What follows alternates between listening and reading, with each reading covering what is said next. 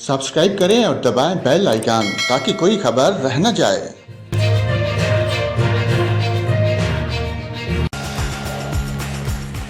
अस्सलाम वालेकुम नाजरीन, यहाँ पर आपको आगाह करें चीफ मेट्रोलॉजिस्ट सरदार सरफराज का कहना है कि 14 अगस्त तक मानसून सिस्टम के ज़रिए असर सिंध में बारिशों का इम्कान रहेगा, जबकि नया मानसून सिस्टम 16 अगस्त से सिंध पर असरअंदाज हो सकता है।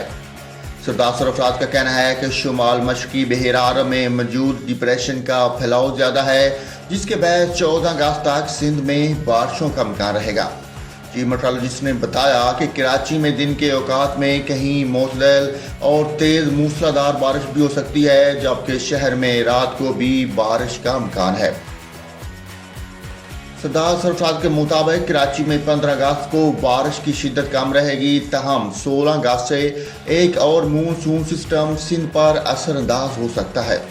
चीफ मेट्रोलॉजिस्ट ने बताया कि नए सिस्टम की शिद्दत भी ज़्यादा है और ये 3 से 4 रोज तक असरअंदाज रहेगा।